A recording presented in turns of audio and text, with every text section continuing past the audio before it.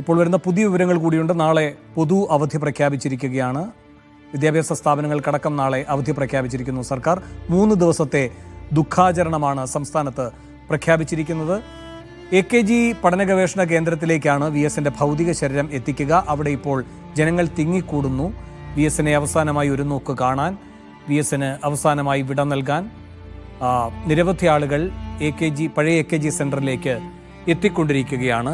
3:20 VS Achuthanandan എന്ന സമരേതിഹാസം കേരളത്തോട് വിട പറഞ്ഞത്. SUT ആശുപത്രിയിൽ ഏതാണ്ട് 1 മാസത്തോളമായി അദ്ദേഹം ചികിത്സയിലായിരുന്നു. 29 ദിവസമാണ് അദ്ദേഹം SUTയിൽ വെന്റിലേറ്ററിൽ ചികിത്സയിലായിരുന്നത്. ജൂൺ 23 അദ്ദേഹത്തെ ഗുരുതരമായ ആരോഗ്യാവസ്ഥയിൽ ആശുപത്രിയിലേക്ക് കൊണ്ടുപോകുന്നത്. പിന്നീട് 29 ദിവസം അദ്ദേഹം അവിടെ തന്നെയായിരുന്നു. ഓരോ ഘട്ടത്തിലും ആരോഗ്യനില മോശമാകുന്നുവെന്ന വാർത്തകൾ വരുന്നുണ്ടായിരുന്നെങ്കിലും VS അച്യുതാനന്ദൻ ശക്തമായി തന്നെ തിരിച്ചു വരുന്ന വാർത്തകളാണ് പിന്നീട് വന്നത്.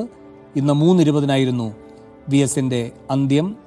കേരളത്തെ സംബന്ധിച്ച്, കേരളത്തിലെ കമ്മ്യൂണിസ്റ്റ് പ്രസ്ഥാനത്തെ സംബന്ധിച്ച് VS എന്ന വിപ്ലവ നക്ഷത്രം പൊലിഞ്ഞിരിക്കുന്നു. പാർട്ടി ഓഫീസുകളിലെല്ലാം പാർട്ടിയുടെ പതാകകൾ താഴ്ത്തിക്കെട്ടിയിരിക്കുകയാണ്. പാർട്ടി ദുഃഖാചരണത്തിലാണ്.